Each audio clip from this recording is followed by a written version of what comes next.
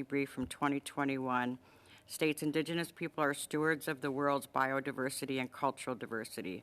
Although they account for only around 5% of the world's population, they effectively manage an estimated 20 to 25% of the Earth's land surface, including water.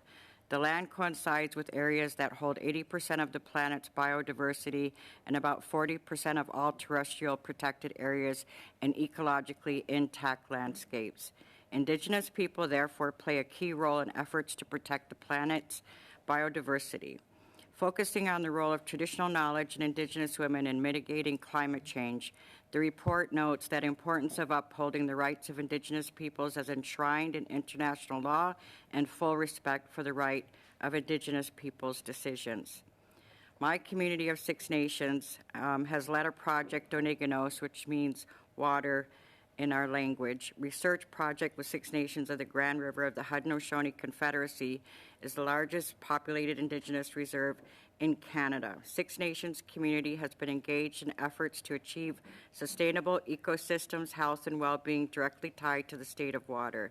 As a Ganyaga Mohawk woman and a scientist living in my community, is it important to acknowledge the laws that our people have upheld long before colonial laws of the Crown. The research undertaken centers Haudenosaunee Great Law and responsibility to care for the water.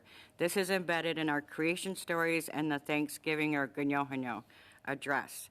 The Constitution of the Haudenosaunee states, whenever the Confederate leaders shall assemble for the purpose of holding a council, the leaders shall open it up by expressing their gratitude to offer thanks to the earth where men dwell, to the streams of water, the pools, the springs, and the lakes. Secretary of the Haudenosaunee Confederacy and Sub-Chief Leroy Hill tells us how the Great Lakes were formed and the fresh water that Creator gave us to live on Earth. The landscape of this region is literally tied to our creation story. The Great Lakes are collectively the third largest body of drinking water globally. When Europeans arrived, they marveled at the abundance of pure, sweet drinking water. In less than 200 years, the sweet water of the Great Lakes has been contaminated and in some cases highly toxic. These numbers are expected to increase and are exacerbated by climate change and population growth. Our study found that in my community, only 10 to 12% of Six Nations residents have access to treated water piped into their homes. Nearly 30% of home and tap water sampled had unsafe levels of heavy metals, E. coli, bacteria. Majority of residents required to purchase their water, both trucked and bottled, and must pay for waste removal, causing undue economic, physical, and social hardships. Our health surveys found over half of the residents found to have daily levels of water insecurity, anxiety, impacting mental health significantly, especially for the new mothers and our elders. Only less than 5%, 0.5% of the water on this earth is usable and available fresh water, and climate change is dangerously affecting this. Only 2.6% of the world's freshwater supply is available to southern Canada, where most of the population lives, in contrast to the continental U.S. that has 3.7% of freshwater supply available for its use. Canada has a relatively high amount of freshwater available per capita. However, this availability of freshwater varies dramatically by region. 1 in 4 Canadian municipalities experience water shortages between 94 and 99. Shortages were attributed to increases in consumption, drought, or infrastructure constraints. Consequently, changes in river flows, climate, or land use can have significant impacts on the water available to individual households. Climate change, population growth, and increasing water scarcity will put pressure on our food supply. As most of the fresh water used, about 70% on average, is used for agriculture. It takes between 2,000 to 5,000 liters of water to produce a person's daily food. As part of our project, Indigenous, we identified numerous threats to the ongoing illegal extraction of groundwater by Nestle and now Blue Triton on our traditional lands as outlined Indigenous lands, leading to advocacy for the Indigenous water governance. Our documents, the water insecurity at Six Nations is further exacerbated by the selling of our sacred aquifer to corporations, which will eventually devastate our ecosystem. In response to Bill C-61, positive duty on the states to observe UN agreements, treaties, declarations, norms, including of Indigenous rights under UNDRIP, including rights to territorial integrity and resources within. Canada has an obligation to uphold UNDRIP 2621. I won't go over them. States shall give Dr. legal Hill, recognition and protection to these lands, territories, and resources. Such recognition Dr. be Hill? conducted with due respect. Am I finishing? Yeah, if you could wrap up quickly, that'd be awesome. Okay. The concerns we have are the human right to safe drinking water and sanitation. Funding is not addressed in Bill C-61 to meaningful support water infrastructure. Funding is required for initial development and also for ongoing management training required to achieve long-lasting Indigenous water sovereignty. And I'll end it with, in our great law, we talk about the seventh generation. Youth need to be integral and central to all the works that you do in your bill and make sure that they are funded. Thank you. And next up, we have James McKinnon from the Atlantic First Nations Water Authority. You have 5 minutes. I want to thank you for the opportunity to be here today, and I'll be providing comments on behalf of the Atlantic First Nations Water Authority, which I'll be referring to as AFNWA for the remainder of my time. The AFNWA is a first-of-its-kind full-service water and wastewater utility that is owned and operated by its participating First Nations. Currently, we provide service to 13 nations in Atlantic Canada. The AFNWA is a not-for-profit organization led by its participating First Nations with a board comprised primarily of First Nations chiefs who have carefully developed incorporation documents, governance manual, and bylaws to guide their decision-making. The AFNWA Board of Directors is supported and informed by our Elders Advisory Lodge. The Elders provide guidance on First Nations value, cultures, and knowledge, and offer advice to the Board to ensure the AFNWA is not solely a copy of a Western utility model. The foundation of AFNWA's success to date is, in large part, due to its alignment and connection of funding to treatment, monitoring, and operation standards through an Indigenous-informed governance framework. The legislation being studied by the Standing Committee is central to the sustainability of the AFNWA and embodies many of the tenets that have been central to our progress, such as a commitment to a funding framework based on actual costs of operations and maintenance and responsive to projected infrastructure needs. These themes are also embedded in the AFNWA's 10-year business plan, developed and approved by the AFNW Board in 2022, with the vision to strengthen programs and approaches to service delivery in the spirit of self-determination and reconciliation. It is in this context that the AFNWA supports many elements of this legislation.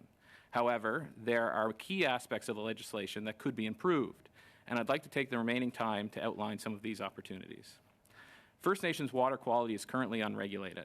However, Bill C-61 allows for First Nations to create their own regulations for water and wastewater quality, which at a minimum must align with the guidelines for Canadian drinking water quality and either the wastewater system effluent regulations or provincial standards. It's the AFNWA's opinion that future wastewater regulations must also consider environmental risk assessments to the receiving water body. The AFNWA supports water and wastewater regulations as a regulatory framework supports operational and design conditions for the AFNWA. However, regulations developed under Bill C-61 must be met with adequate funding. Section 27.5 states that the minister must make best efforts to begin consultations on a funding framework within 6 months of the section coming into force. This is encouraging. However, while there is a mandate to start the work, there is no required deadline to finish it. Communities would be well served if there was a commitment to finalize the funding framework in partnership with First Nations within 2 years of the legislation achieving royal assent. Further to funding, if a First Nation creates standards above the guidelines for Canadian drinking water quality or wastewater system effluent regulations, the funding framework must also provide adequate funding to design, install, operate, maintain, and monitor the infrastructure required to meet those standards. Perhaps most importantly, Section 27.2d identifies enforcement as an element to be considered in the funding framework. Because there is no precedent for enforcing regulations regarding water services in First Nations, and Section 24 enables the minister or provincial, territorial, or municipal government, or any public body acting under the authority of a First Nation to enforce First Nation laws, or preferably a First Nations design and led enforcement body, it is unclear what the actual cost of enforcement will be. Laws without oversight are protocols. As we see in the present circumstance, protocols alone are insufficient. Further to regulations, we understand that they will only be as effective as the trained professionals who work to adhere to them. As the only First Nations water utility in Canada, I want to state that additional equitable and culturally appropriate opportunities for First Nations personnel in the water sector are needed. Furthermore, funding support for First Nations youth and water professionals is essential for fully realizing water regulations in Bill C-61. Lastly, we are encouraged to note that any standards developed will apply to both individual or decentralized systems, as well as public or centralized water and wastewater systems. That said, decentralized drinking water systems, including individual wells and truck-to-cistern systems, are often not monitored for bacteriological or chemical safety, resulting in a poor understanding of water quality. Decentralized water and wastewater systems, or decentralized wastewater systems, as is with water systems, receive little to no federal funding for the actual cost of operations, maintenance, or replacement. This can leave aging and failing septic systems to release untreated or undertreated wastewater to the environment.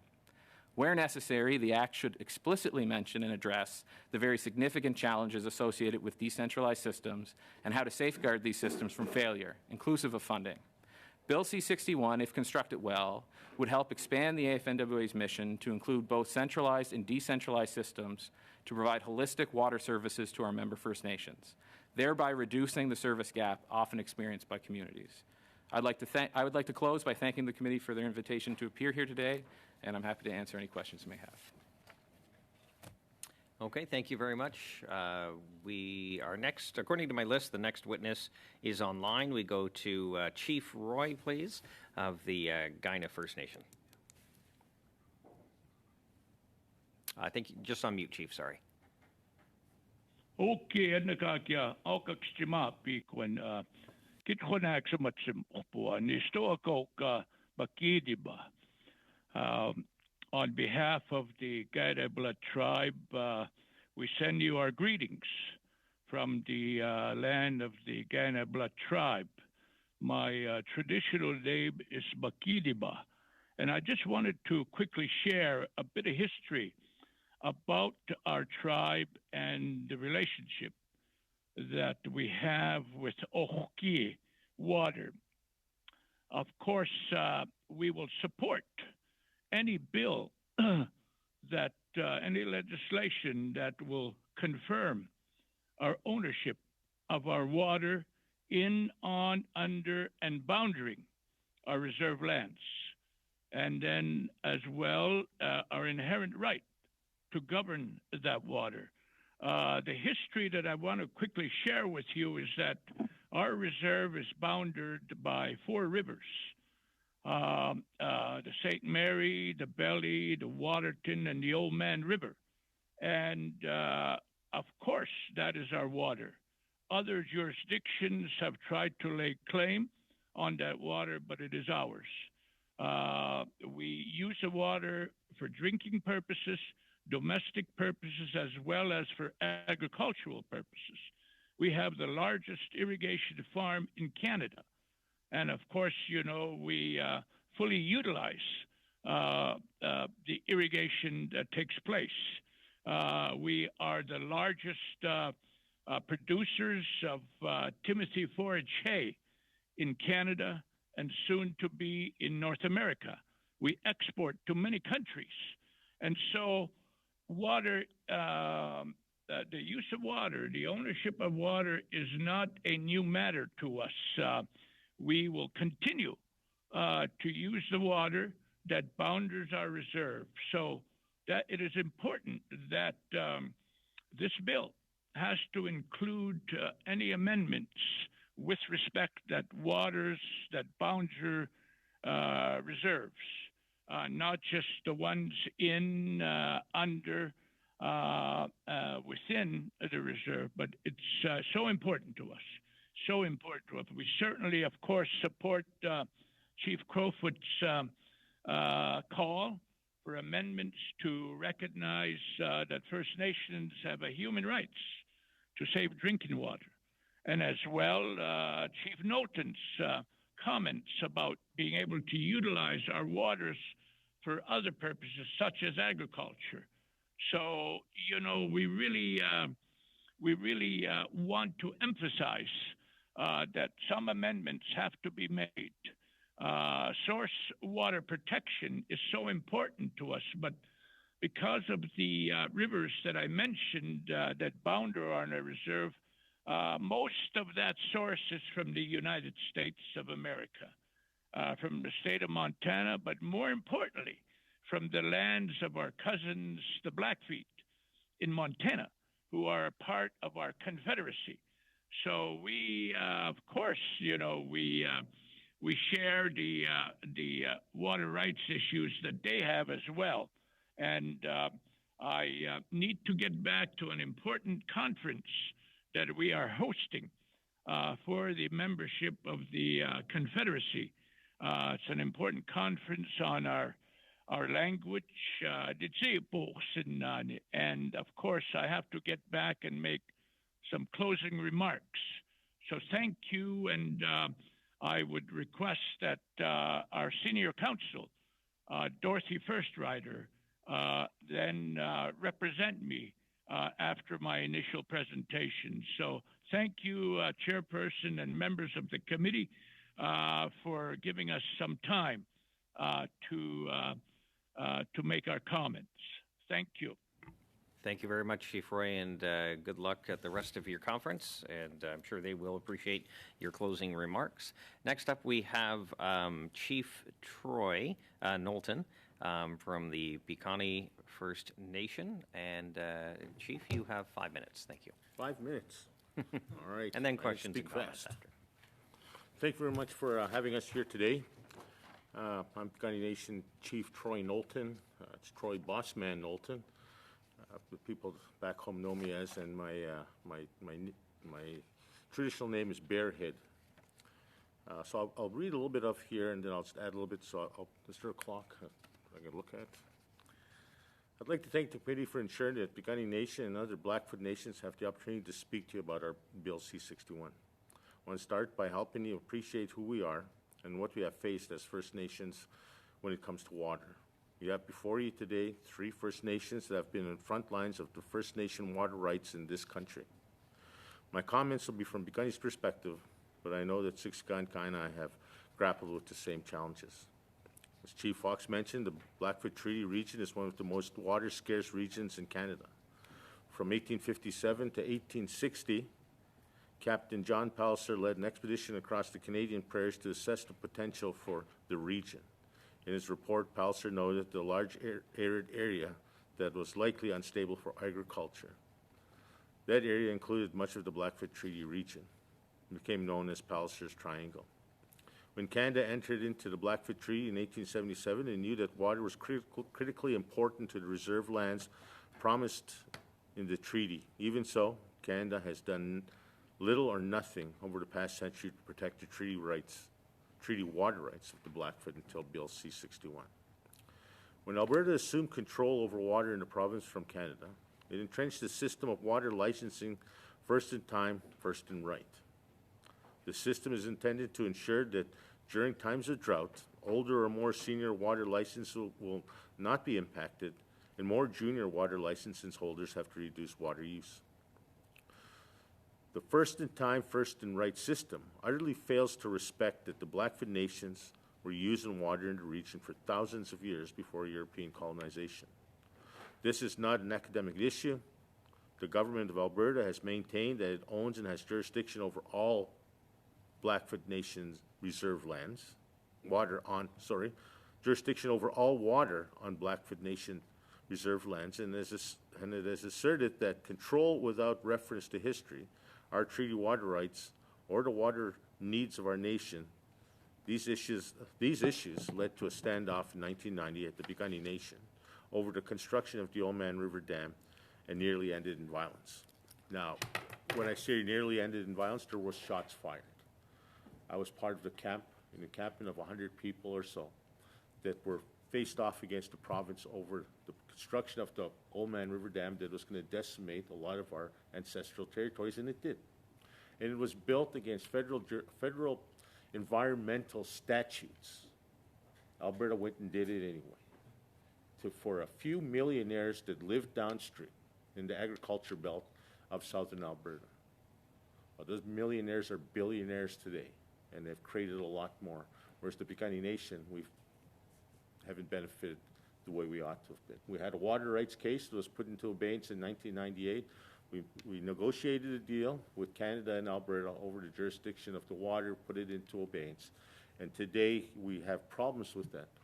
Bill C-61 may help us to alleviate some of those long-standing problems. Although it's a touchy issue for many of us when it comes to the water and jurisdiction and ownership, we assert that we are stewards of the land and that first in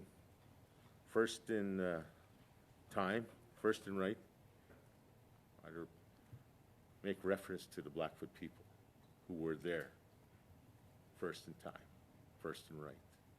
So I thank you for the time today. The chiefs I know have other issues that we want to talk about, but there are certain measures in here that are amenable to us that we could work with that will strengthen some of our jurisdictional issues as well as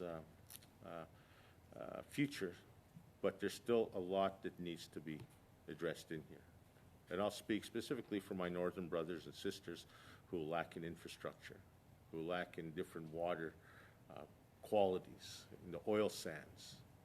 I have friends and families up north who are dying at an alarming rate because of water contamination. And how is this going to help them? And there is opposition from many First Nations because of that, and it does not address a lot of their problems. For the Blackfoot Confederacy, the Old Man River runs right through my reserve. And we're close to the headwaters, and so because there are provisions in here for source water, for safe drinking water, for wastewater, there are many areas that we can appreciate. But we've got of course, more needs to be done.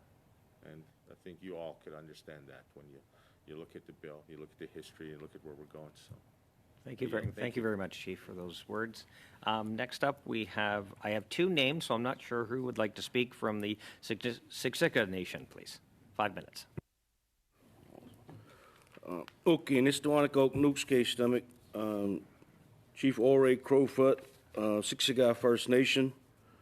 I'd like to thank the chair and the committee members for providing the opportunity for Siksika to be the Blackfoot Nations to speak regarding Bill C-61.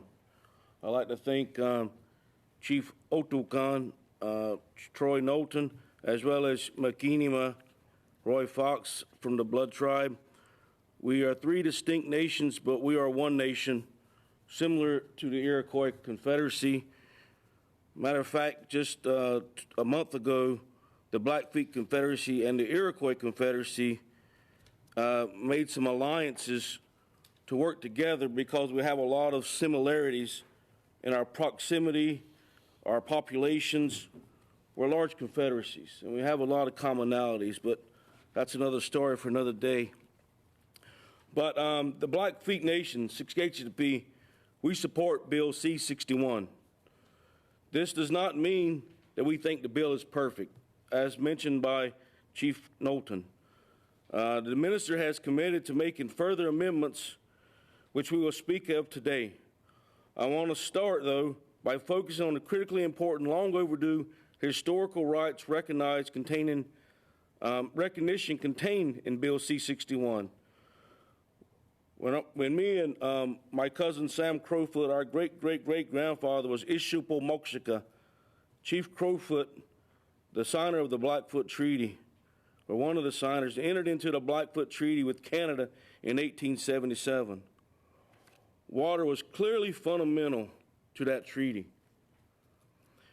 Canada committed to support Siksika's transition to agriculture and other economic developments on our reserve lands. At that time, the Blackfeet, previous to the treaty, we were a buffalo people. We were a nomadic people. We followed the lands, the buffalo all over the lands, and our stories tie us to these waters. Our stories tie us to these lands, similar as mentioned by the Six Nations and their stories to the water and to the lands. But when the reserve, after the Treaty of 1877, the transition from Canada was to create farmers for the Blackfeet and other economic opportunities on those lands. Despite this, many times since 1877, we've been told we have no water rights and that the water on our lands and under our feet is not our water, and that we have no rights to govern our water. With Bill C-61, that comes to an end. It's taken over 147 years, but finally Canada is set to recognize our treaty rights to the water on, in, and under our lands, and our inherent right to govern the water according to our traditional values. For this reason alone, Siksika supports Bill C-61. With respect to the right of every First Nation to their own position on Bill C-61. Having said that, I need to address the consultation process on the bill. We don't think it was perfect. Even so, Canada started by asking for our understanding of our treaty water rights. And for the first time ever, we had opportunities to review and comment on draft legislation. Although we had to fight hard, Canada responded with critically important changes to the bill. After 2 years of significant consultation, the recognition of our inherent right of self-government over water was broadened beyond just drinking water, infrastructure, to all aspects of water. The assurance of sufficient water supplies in Section 15 was also a direct response to the Blackfoot Nations. The committee needs to appreciate that every First Nation has had some opportunity to consult about the bill. However, there are still serious issues with the bill. The legislation is supposed to end Canada's shameful legacy of neglect, underfunding, and discrimination against First Nations' access to safe drinking water, but it falls short. Canada commits to best efforts to ensure First Nations have safe drinking water.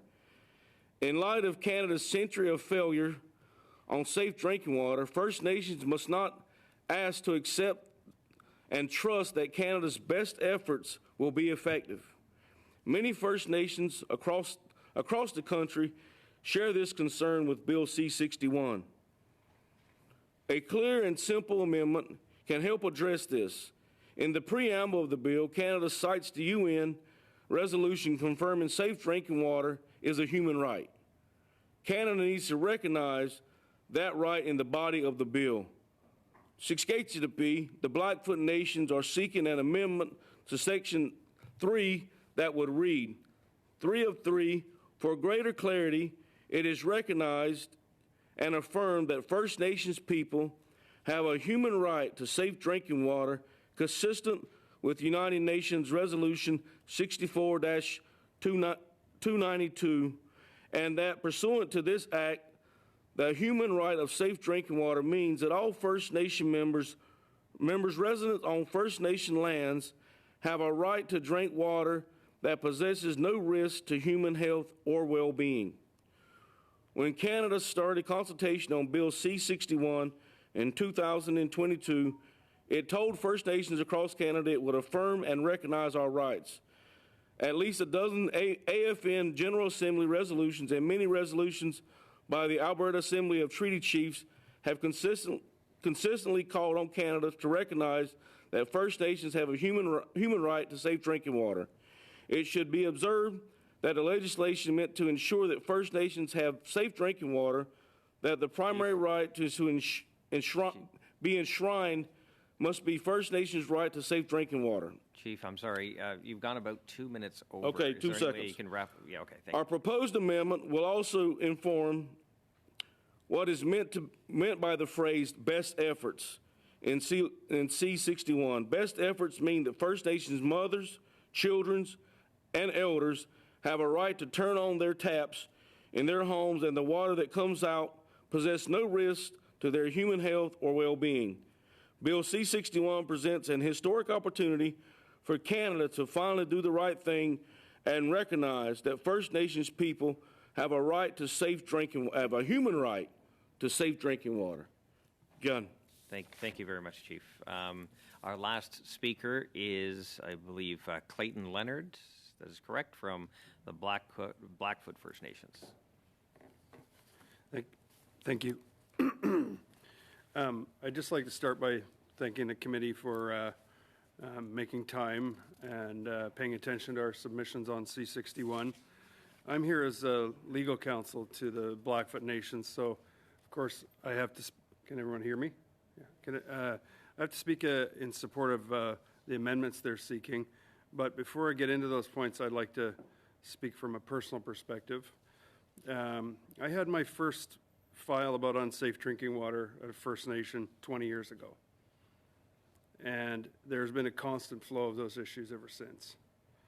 I shouldn't be in front of this committee 20 years after the fact asking Canada to do the right thing on First Nation drinking water. I'm not Indigenous, and like most Canadians, I have the good fortune to turn on the tap in my home or my office and not give a second thought to the water that comes out of the tap. But I've spent a lot of time in First Nation communities hearing from people that live firsthand with water that threatens their well-being on a daily basis. I've seen elders in tears as they recount having to struggle physically to get bottled water into their homes. I've seen dirty, smelly water coming out of a fountain in a First Nation school. And perhaps one of the most shocking moments to me was seeing a billboard that was pretty much permanent, warning people in the community that there's a do not consume order. Just imagine that for a moment. You know, we all focused heavily on drinking water advisories and boil water advisories. That community literally every day gets up and they can't boil the water, they can't drink it, or they'll get sick. And that's been in place for a number of years. The unsafe drinking water in First Nations homes, schools, and community buildings is among the worst kind of discrimination our country has inflicted on First Nation peoples. It's a disregard for their humanity. I'm happy that Canada's taken steps to address this over the last few years, but it's not enough, and more has to be done. Bill C-61 is a good start, but it asks First Nations, despite Canada's legacy, to trust that new best efforts will be enough to ensure safe drinking water in their communities. With Canada's legacy of discrimination against First Nations in general, and particularly with regard to unsafe drinking water, it's irrational and indefensible to ask First Nations to trust that. This is why Bill C-61 needs at least one very critical amendment. It's time to stop with half measures and do the right thing by expressly recognizing that First Nations people living in their communities have a human right to turn on the tap and face no risk to their human health or well-being. Nothing less is acceptable. The proposed amendment recognizing that First Nations have a right to safe drinking water is critical to reconciliation as well, and is consistent, as Chief Crowfoot pointed out, with over a dozen AFN Chiefs and Assembly resolutions from 2011 to 2023, which I provided to the clerk of the committee. The amendment will address what's very common, the most common criticism from First Nations about the bill, that it doesn't do enough to ensure that First Nations will be assured access to safe drinking water. Canada endorsed UN Resolution 64-292 on the human right to safe drinking water. Did it mean it or not? It references that resolution in the preamble, which means it's within the scope of the bill. But it's lip service if it's not in the body of the legislation.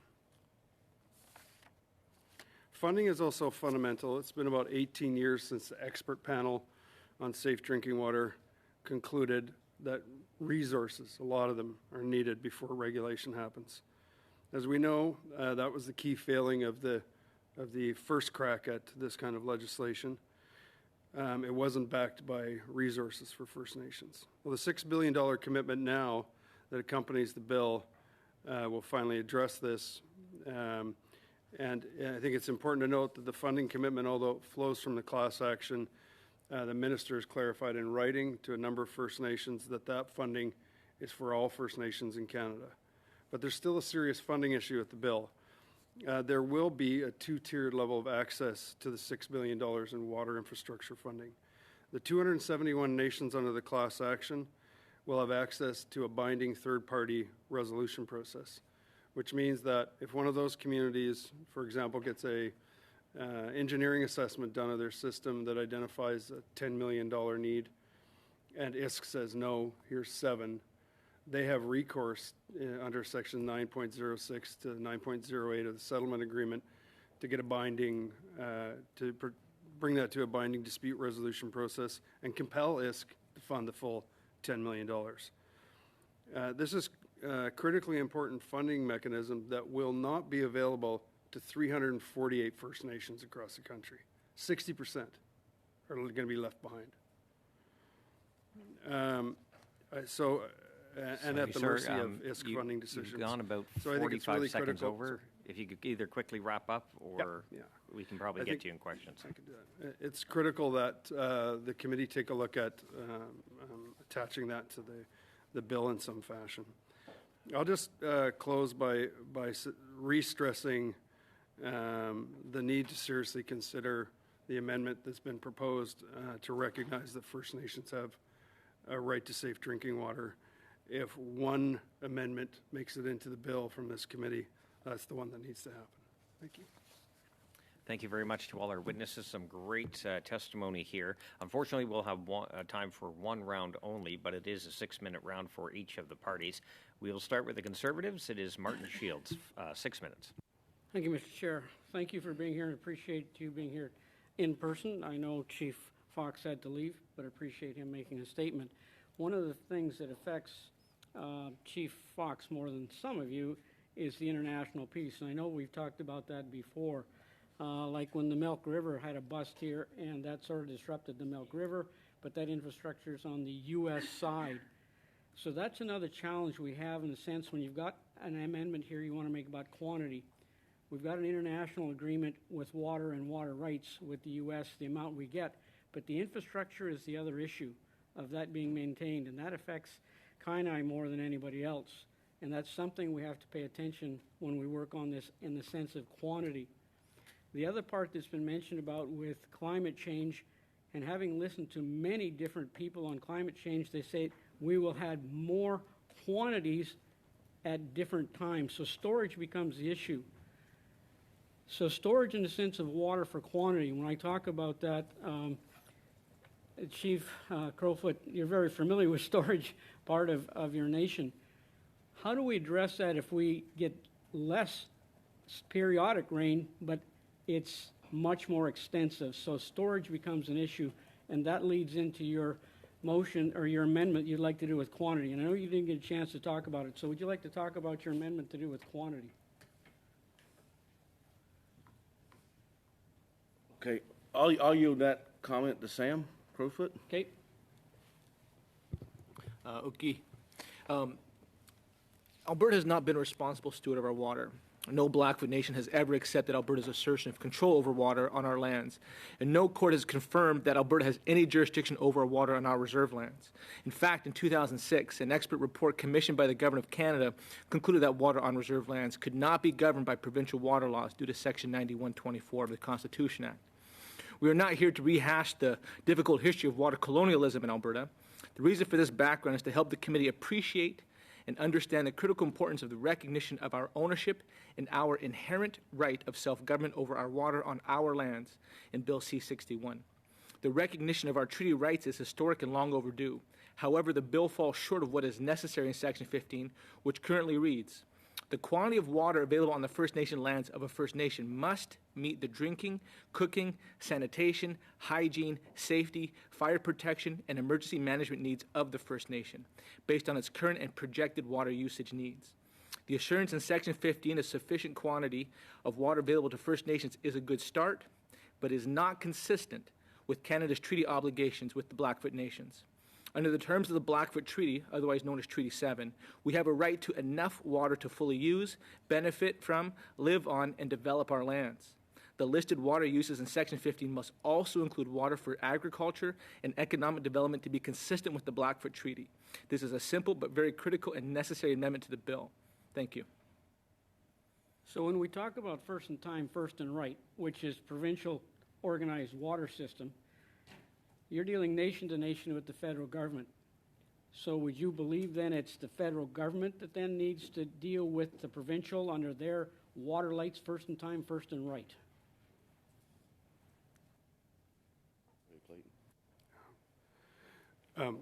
I've been asked to address that question. I think if this bill passes, what it does is creates a new conversation around that. So instead of trying to fit First Nations into a system that's been in place since 1897, after 22,000 licenses have already been issued in southern Alberta, it takes them out of it and creates a level playing field for government discussion with Alberta about the use of water in a watershed, including on reserve lands. And that hasn't happened in the past.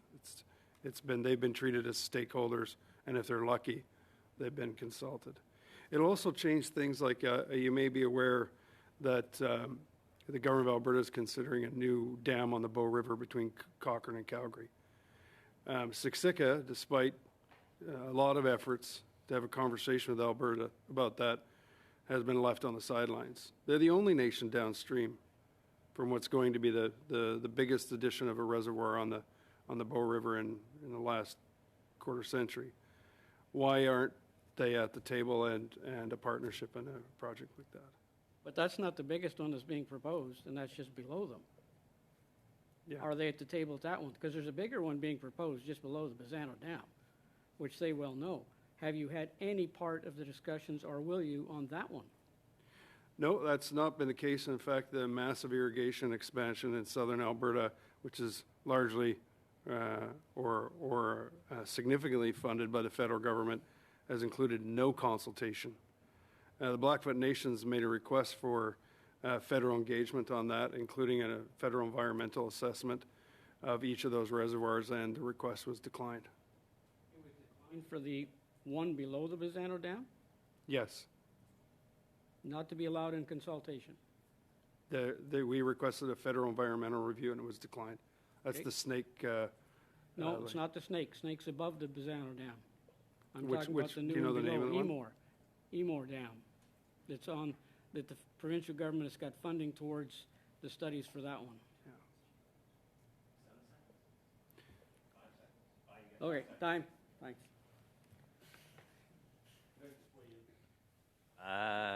Yep, okay, quickly. Yep, if you don't mind. Oh, okay.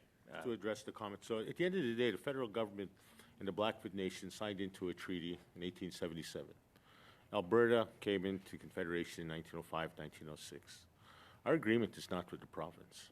And anything that happens on the federal lands, and you said what do we feel the federal government ought to play, what part they ought to play?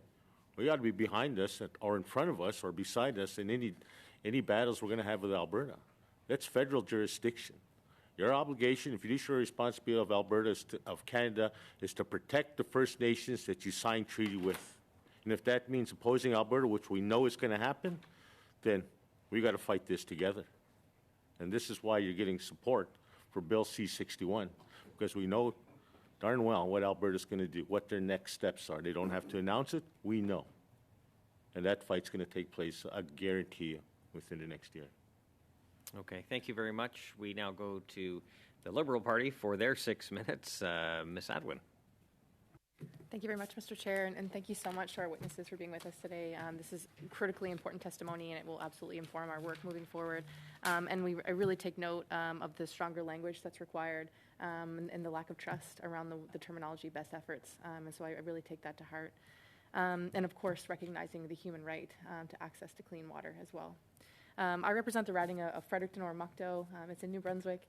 It's in the territory of the unceded, unsurrendered Wolastoq people, so the people of the river. And so the multi-jurisdictional reality for me is critically important. It's interprovincial. It rolls into the United States as well. So I'm also very interested in seeing this bill, proceed because again, there's the reluctant provincial governments often that we have to deal with. It's been a roadblock for far too long.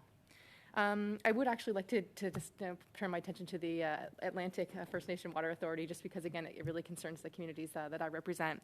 And so You signed an agreement with the Government of Canada in 2022 that involved a 10-year funding commitment for operations and capital programs. Now that decades-long funding commitment has been made, how has that changed the approach to supporting and overseeing water systems and operations for the communities served by the authority? I really appreciate the question, and I would say that the change has been truly systemic, right?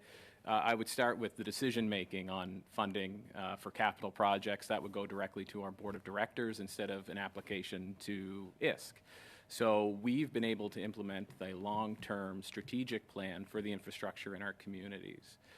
The other side of it is that we have the dedicated increased funding for operations and maintenance.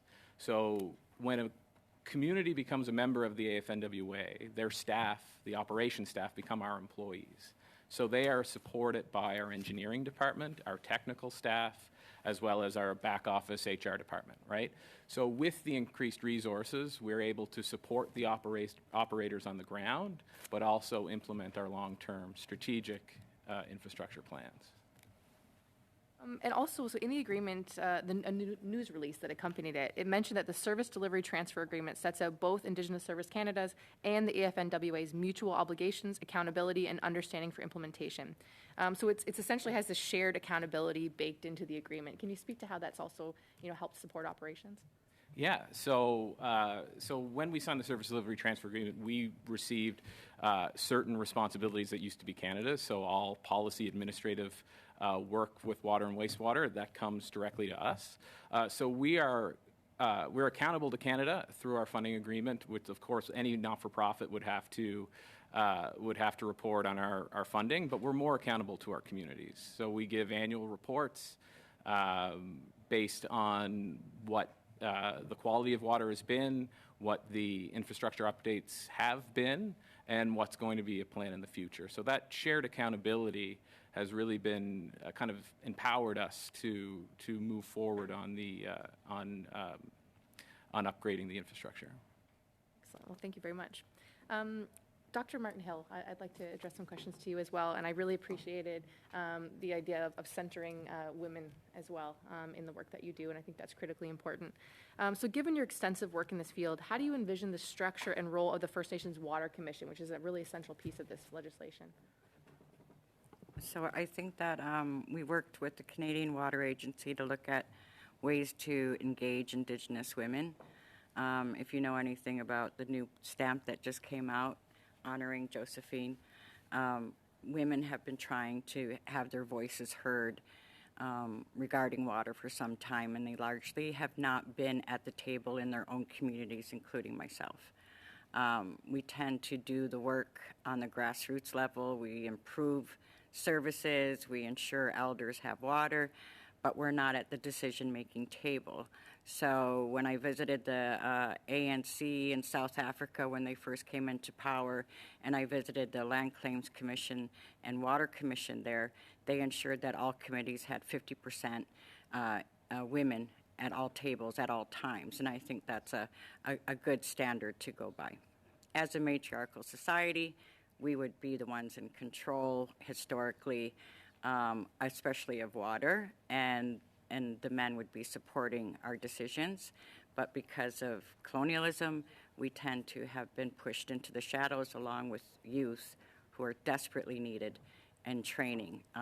We're trying to develop a research institute to train our young people because they're going to be inheriting quite a mess, if you will. The Grand River has over 100 dams. It's our source water. It has 100 years of contamination from Uniroyal, which made Agent Orange and other things.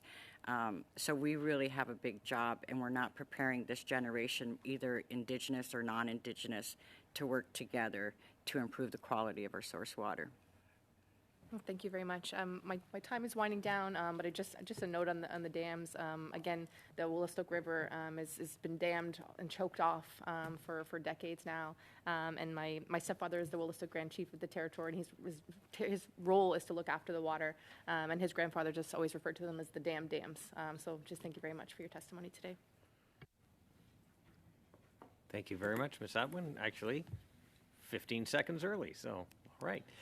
To the Bloc Québécois for 6 minutes, please. Merci.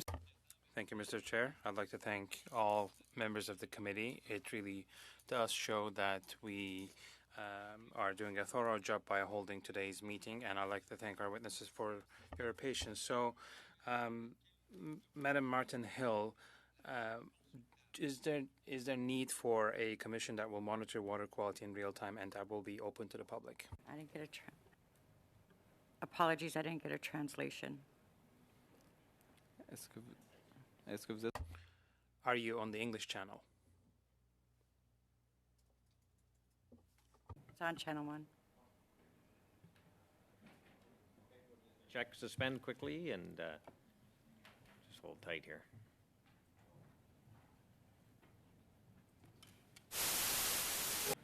Je peux reprendre, Monsieur le Président? Yep, okay, cameras are back on.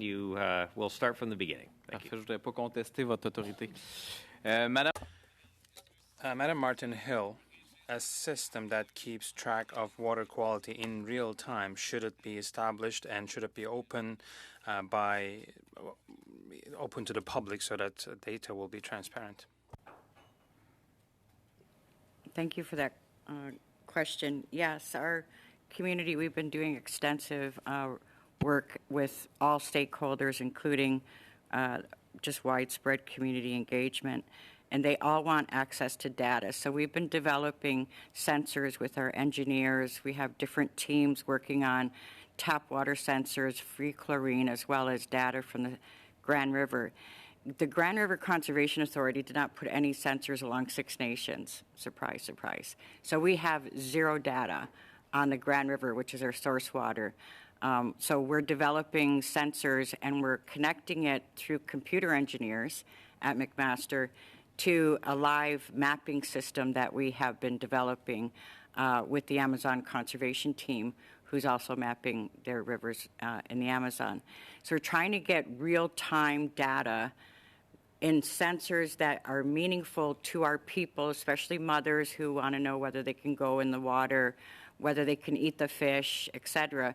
They want to be able to open up an app or an accessor technology and just be able to see color-coded. So we want access to data. All data is relevant, and my understanding is we're willing to share it because the goal is to improve water quality, not just for Indigenous people, but as our elder said, what we're producing, I have to always consider our neighbors under the two-row so that all mothers and all children have access to clean water, because we all know with climate change and algae blooms that are going to be more pervasive, water can become quite dangerous and toxic without other contaminants.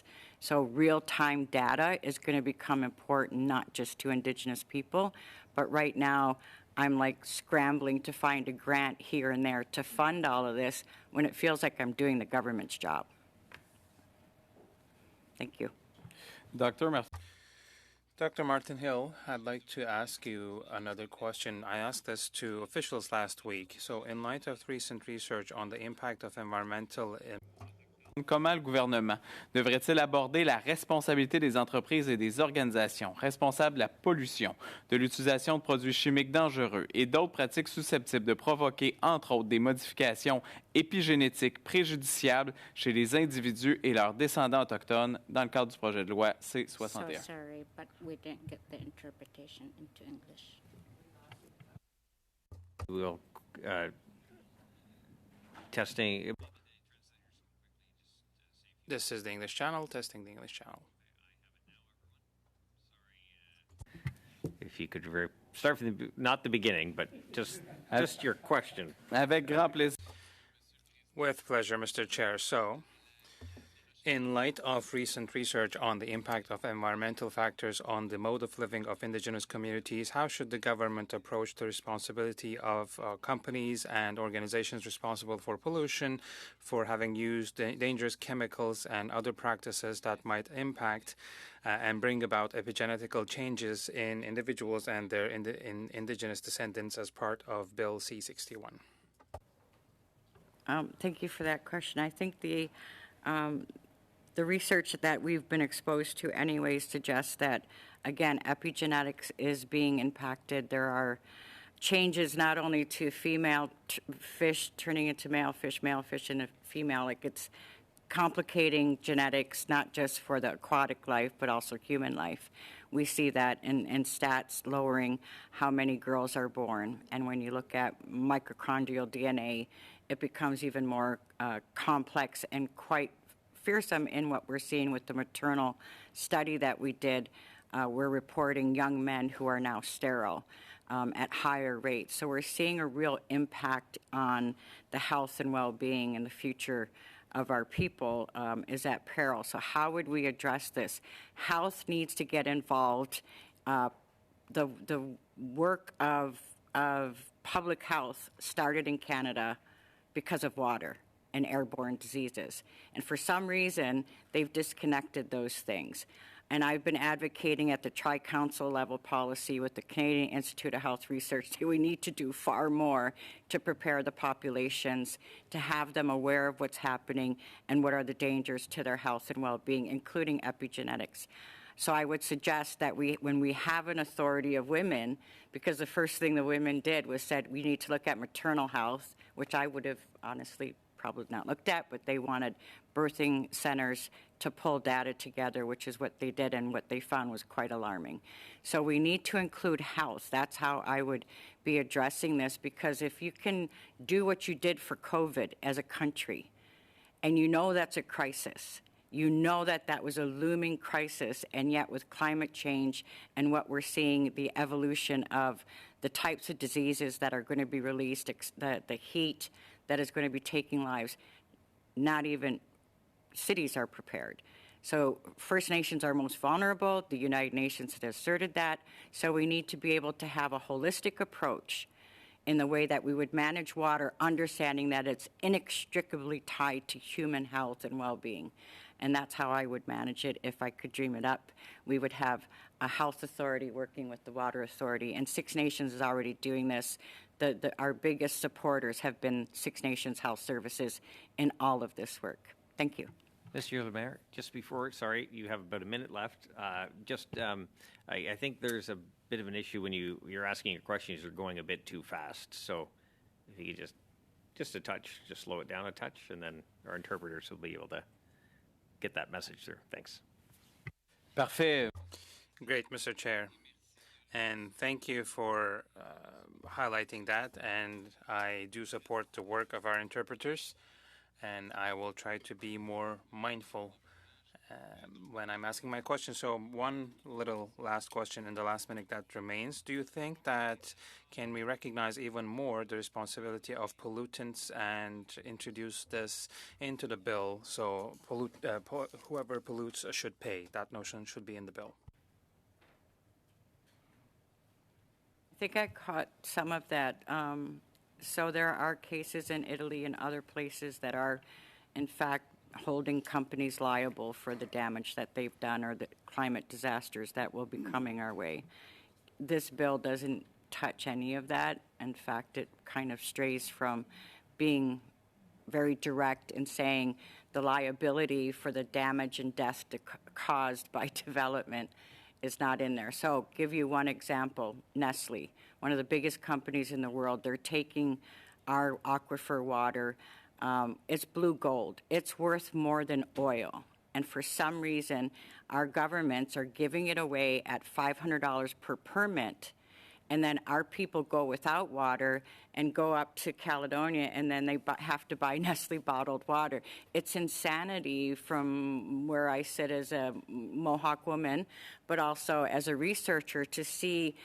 We evaluated how much they take 3.6 million liters a day every single day for the last 8 years. If you look at $1 a liter, which we all know is not what it costs, they've made almost $1 trillion.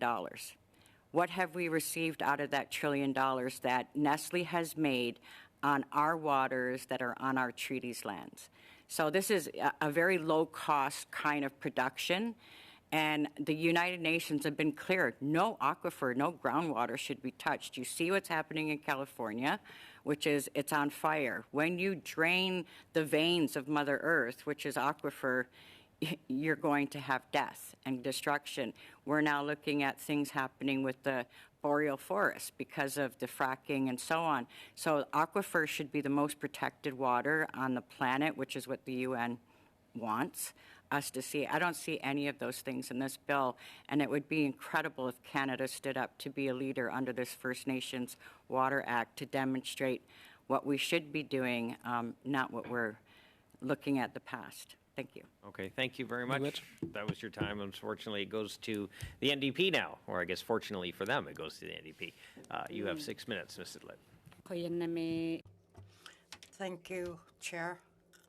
Firstly, I'd like to thank you for coming here and giving us your presentation regarding good, safe water. It is very important to us. We know how important it is and how it affects our well-being. Too bad we do not have enough time. There are many other things that you would like to tell us about clean water or lack of it. And if you could continue to raise issues that you didn't get a chance to speak, I would like you to feel welcome to write to us the rest of the presentation that you may not have had time to present here, so that this bill will serve the people when implemented and passed. I'd like to say the Auditor General and the justice system and the Indigenous people have told us how many are working in the federal government. They were told 634 Indigenous self-governments. What we were told that only 181 have clean water. Clean water is very important to us. We need more clean water in all the reservations. In the bill, as proposed, will have to address all the issues and address that 634. And we need to protect clean water and water, protect water, period. I'd like to ask you all, maybe starting with James, you can respond, and Troy can be the last to respond. I'm very concerned about this regarding clean water in indigenous communities. It belonged to Indigenous people, the right. Then it was taken away from them. Now, they are trying to give it back to us under proposed Bill C-61. What is it that we have to look at to ensure clean water and that we have the proper resources to have clean water in our reservations? And that means monetary and infrastructure, all that we need. Thank you.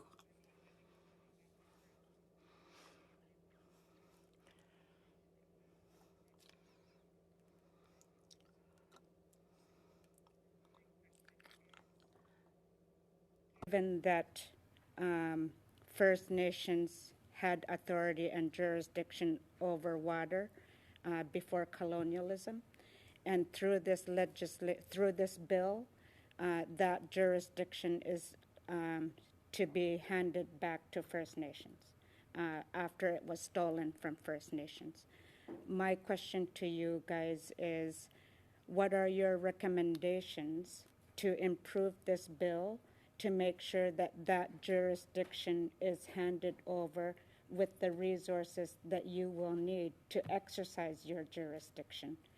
We need to make sure, with strong language from each of you, how will you know if your jurisdiction is respected through this bill? Thank you very much for the question. I would say there's a few important things from the Atlantic First Nations Water Authority's perspective that we would recommend.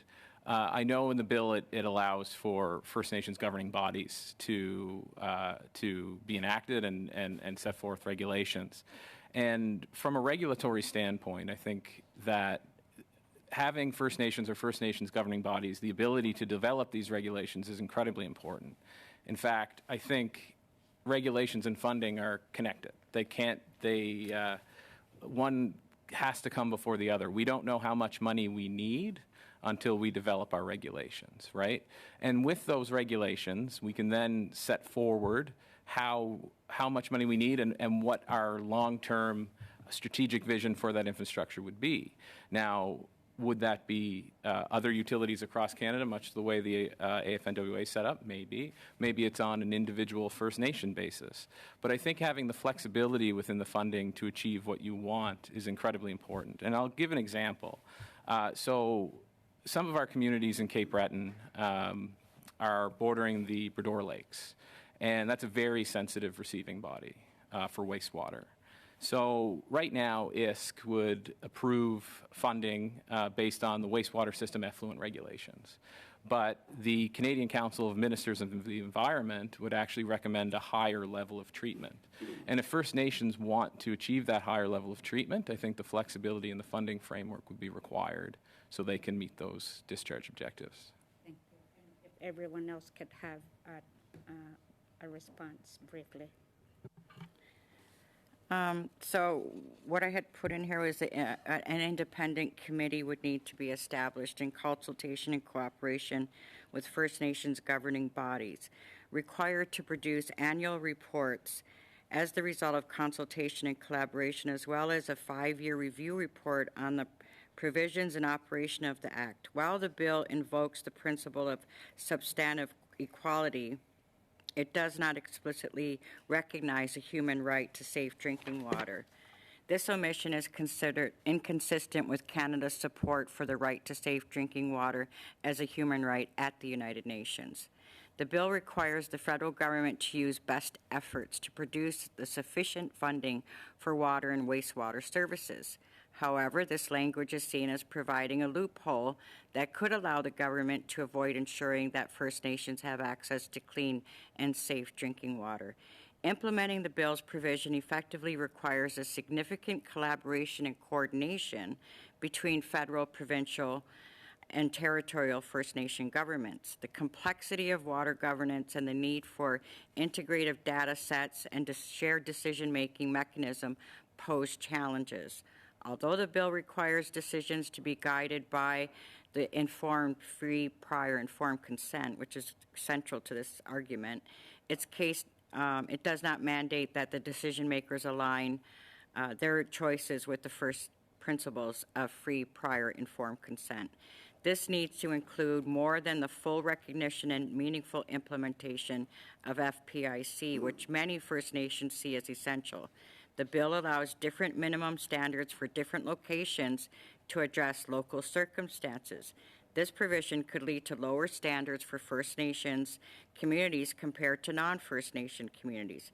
The bill aims to address longstanding issues of underfunding and regulatory gaps that have resulted in inadequate water infrastructure on First Nations land. These gaps have contributed to social and health disparities in First Nation communities. So I would be suggesting a separate autonomous authority would be the oversight of what's happening across the country, and none of that is in this bill. Thank you. Okay, thank you very much to our witnesses. That was some great testimony and some fantastic questions, too. Unfortunately, we are out of time, and that will conclude this meeting. Hang on one sec. We do appreciate the opportunity to get that information. I do see the hand up from Mr. Melillo. Yes. Thank you, Mr. Chair. Before we adjourn, I just like to move a motion to resume debate on a previously moved motion by one of our colleagues, and I'll just briefly read the motion again. again. Can I put you on pause just for a second? Sure. I would like to dismiss the witnesses. They're more than happy to stay if they want, but if they choose to Very quickly, go on with their day. Could we ask the rest of the witnesses to provide us their responses in written form because they didn't have a chance to answer my question? Of course, absolutely. Yes, that goes without saying, yes. If there's anything you would like to add in addition to what you gave in testimony, please feel free to submit that in written form. Okay. So again, did someone say something? No. So again, witnesses, you're free to go if you will, and then we'll discuss some internal business here. So I got Jaime next. I got Lori, and I'll make one statement before we leave. We traveled a long ways to come and see you all, and I think if you could just give any one of us just a closing statement before we leave.